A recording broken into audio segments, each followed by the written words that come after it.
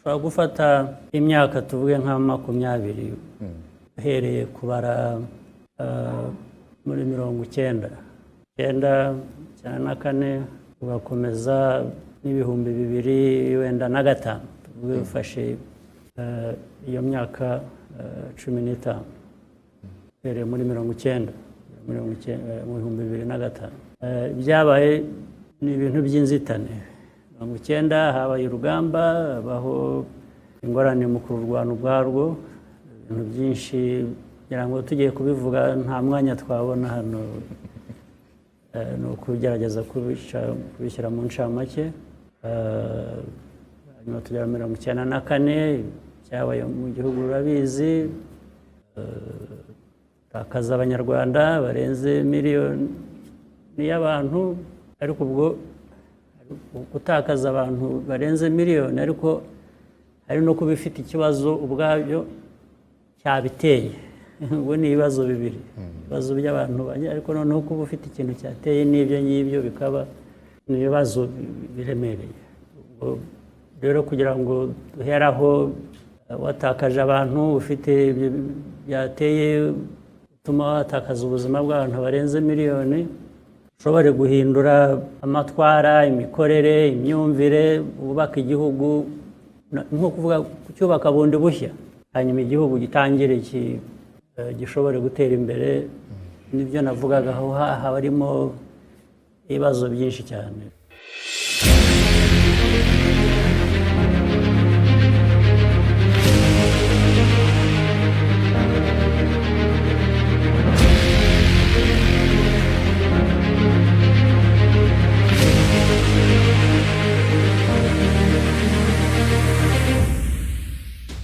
Tariki 19 Nyakanga mu 1994 nibwo Guverinoma y'ubumwe bw'Abanyarwanda yashyizweho. Abenshi mu bari bayigize nibwo barahiriye inshingano mu ruhuri rw'ibibazo igihugu cyari cyarasigiwe na Jenoside yakorewe Abatutsi.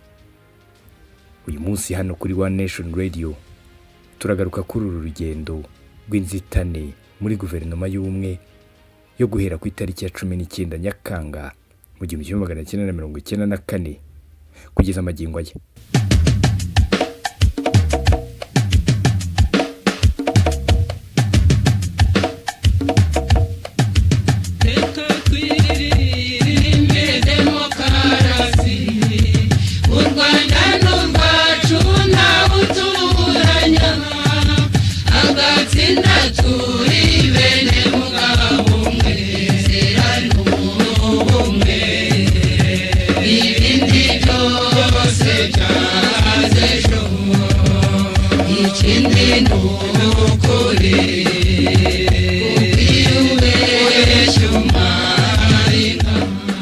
Nubwo urugamba rw'amasasu rwari rumaze iminsi 2 rusa n'urucogojwe n'ifatwa rya Gisenyi, ibikomere byo ku mutima no ku mubiri kubarokotse byari bikiri bibisi. Icyizere cyo kubaho cyari hafi ya ntacyo kuri bamwe. Bareba hirya no hino bakabona n'amatongo, abagizwe incike bibaza uko ubuzima bwabo buzagenda nyuma yo kurokoka, mbese bimwe bita morale ntabwo washoboraga kubibabonaho. Kimwe nuko bamwe mu baturage batabonaga icyizere cyo kuzongera kuba mu gihugu gitekanye kirimo ibikorwa remezo, imiyoborere n'imibereho myiza izira guhezwa. Hari n'abari abayobozi batumvaga ko bizashoboka kuko byasaga no guhera ku busa. Abatabyumva banze kwinjira muri iyo guverinoma ubwo bari bahamagawe, abandi bayijyamo bidateye kabiri bayisohokamo. Gusa hari n'abemeye gukorera muri ibyo bihe bigoye cyane badahembwa, ndetse ari nabo bikuburira ibiro byabo. Umuyobozi w'urwego rw'igihugu ngishwanama rw'inararibonye Tito Rutaremara muri 2020 yaganiriye n'ikinyamakuru Igihe, akibwira ko bamwe bangaga imyanya bari bahawe ku mpamvu za politiki cyangwa izabo bwite. Aha yavuze ko ngo hari bamwe bahamagawe bakabura, ndetse ngo mubo yibuka harimo ngo nk'uwahoze ari ambasaderi wa Guverinoma y'u Rwanda y'igihe cya Habyarimana witwa Pierre Claver Kanyarushoki. Ngo bari bazi ko nubwo yari uwa MRND atigeze yinjira muri Jenoside, ariko baramuhamagaye arabura.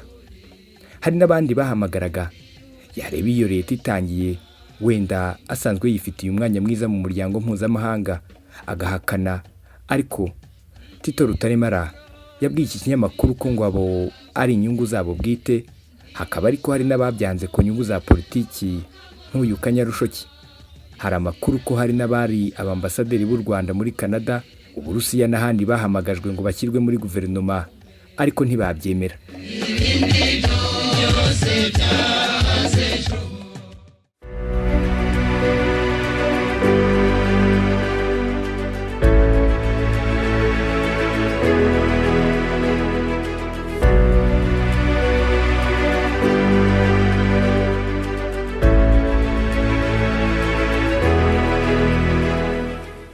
Abaminisitiri 14 nibo barahiriye muri CND.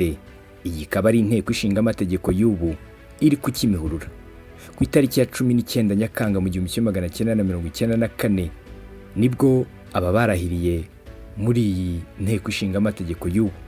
Nyuma ariko abandi baza kugenda bongerwamo. Amashyaka ya politiki yose yarahagarariwe nk'uko amasezerano yarusha yabiteganyaga, uretse yagize uruhare muri jenoside. Perezida wa Repubulika icyo gihe yari Pasiteri Bizimungu wari mu ishyaka rya FPR. Vice Perezida akaba yari Paul Kagame nawe wari mu ishyaka rya FPR, ndetse akaba na Ministiri w'ingabo muri icyo gihe. Kuri ubu akaba ari nyakubahwa Perezida wa Repubulika y'u Rwanda. Hari kandi na Ministiri w'intebe icyo gihe wari Faustin Twagiramungu wari uri mu ishyaka rya MDR, naho Ministiri w'intebe wungirije akaba yari Alexis Kanyarengwe wari mu ishyaka rya FPR, ariko kandi akaba na Ministiri w'umurimo. Ministiri w'ububanyi n'amahanga icyo gihe yari Ndagijimana Jean Marie wari mu ishyaka rya MDR. Ubutegetsi bw'igihugu n'amajyambere ya komini ari Seti Sendashonga wari mu ishyaka rya FPR. Ubutabera akaba Alphonse Marie Nkubito wari mu ishyaka rya MDR. Uw'amashuri mato n'ayisumbuye akaba yari Pierre Celestin Rwigema wari mu ishyaka rya MDR. Uw'amashuri makuru n'ubushakashatsi akaba yari Dr Joseph Nsengimana wari mu ishyaka rya PL, naho uw'imari akaba yari Rugenera Marc wari mu ishyaka rya PSD.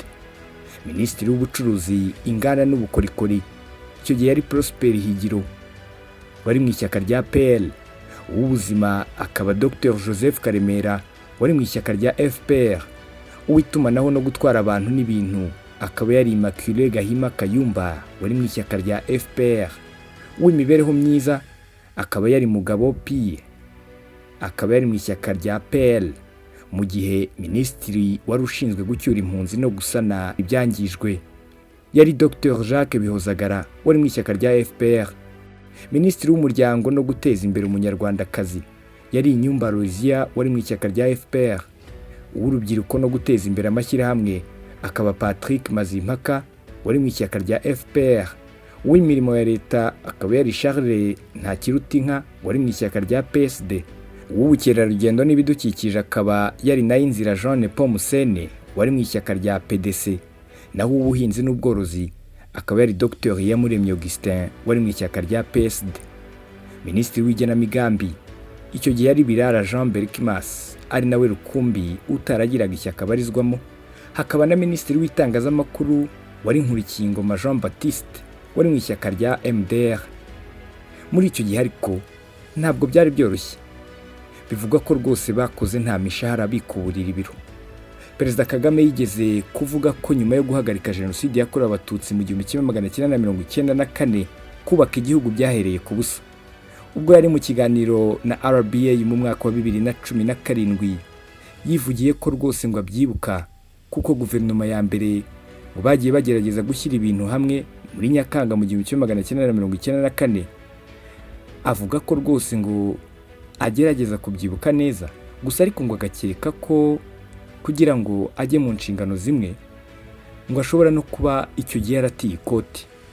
Ubukene igihugu cyari gifite bwatumye abayobozi batangiranye na guverinoma y'ubumwe bw'abanyarwanda bakora badahembwa, ariko kandi bakagira ubwitange. And then some of these people you see abusing us. The first government, the first prime minister, this man who lives in Belgium, who has no kind words for us.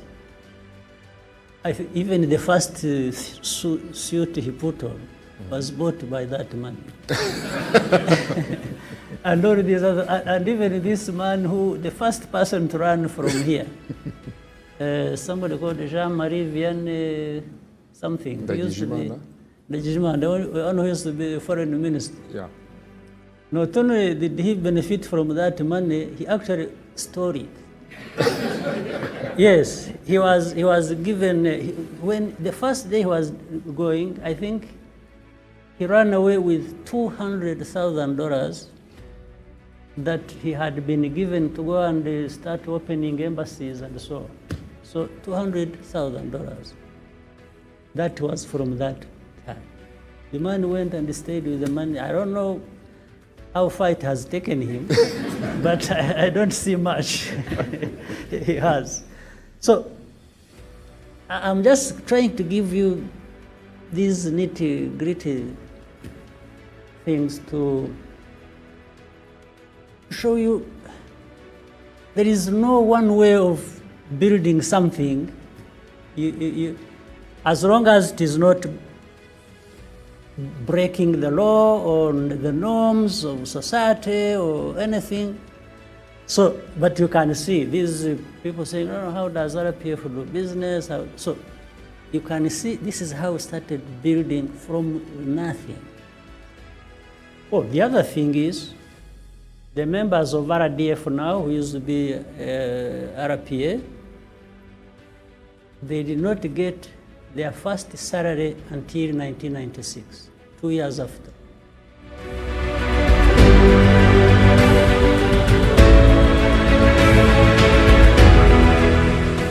Dr Iyamuremye Augustin wari mu bari bagize iyo guverinoma ubu akaba ari perezida wa Sena yavuze ko icyo gihe abantu benshi ngo basaga n'abari mu nzozi bagifite ihungabana, ubwoba kandi nabwo ndetse n'agahinda bwari bugihari, abacengezi nabo bakigaba ibitero mu gihe hari kandi n'abandi bari bafite imbundi wabo ku buryo utakwizera ko umutekano wagarutse neza.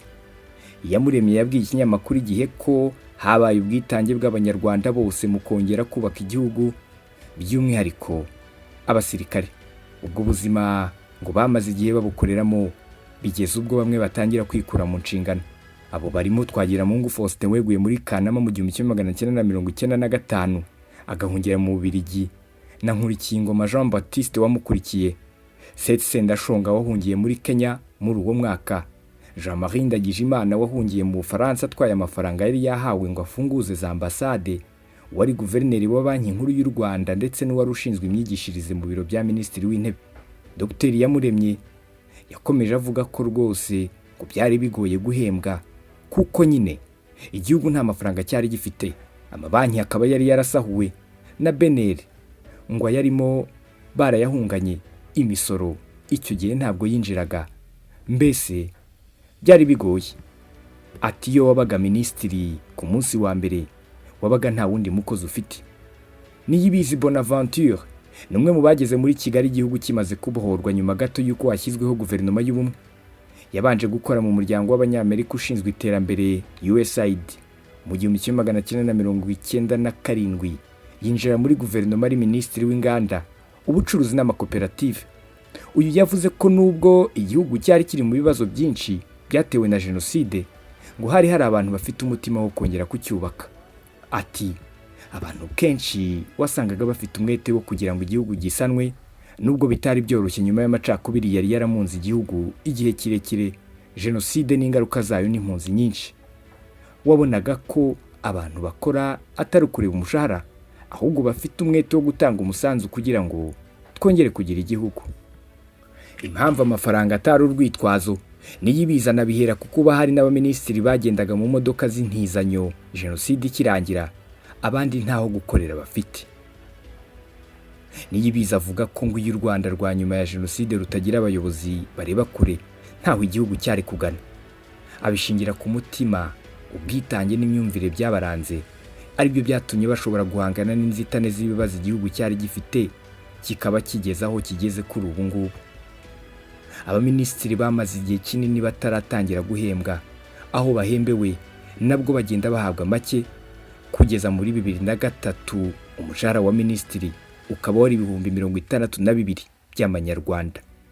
Ku itariki ya 17 Nyakanga mu 1994 nibwo wari umuyobozi wa FPR Inkotanyi Colonel Alexis Kanyarengwe yavuze ko hagiye kujyaho guverinoma y'ubumwe bw'abanyarwanda. Ku itariki ya 18 Nyakanga, General Major Paul Kagame yavuze ko intambara irangiye. Ku itariki ya 19 hatangazwa guverinoma. Uwo munsi hakaba hari hashize amezi 45 n'iminsi 19 urugamba rwo kubohora igihugu rutangiye.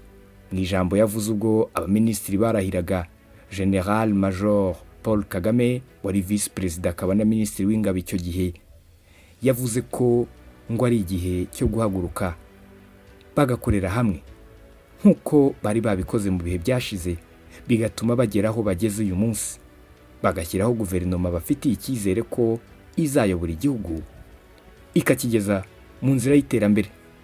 Ati, ndashaka gushimangira ko umusanzu watanzwe n'ingabo za FPR Inkotanyi uziyongera, hanabasezeranya imbaraga za FPR n'iz'abanyarwanda bakoreye hamwe n'izo ngabo ngo babohore igihugu. Nemera ntashidikanya ko nta cyaduhagarika kurwanirira imibereho myiza y'abanyarwanda n'uburenganzira bwabo.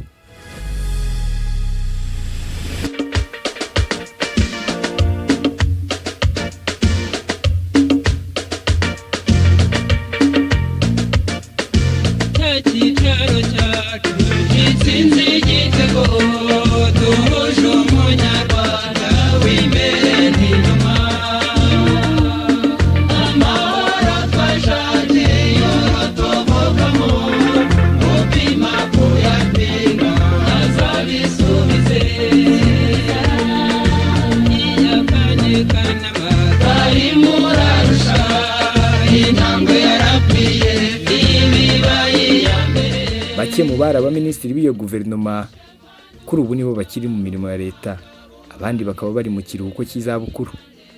Ariko kandi hari n'abahunze igihugu, hakaba n'abakomereje mu zindi nzego, mu gihe hari n'abitabye Imana. Ngurwo urugendo rwa guverinoma y'ubumwe yo ku itariki ya 19 Nyakanga mu 1994 kugeza kuri ubu. Nitwa Simeon Stizo Muhumuza. Iyo ukurikiye ni One Nation Radio, radio ya diaspora. Cyashimishije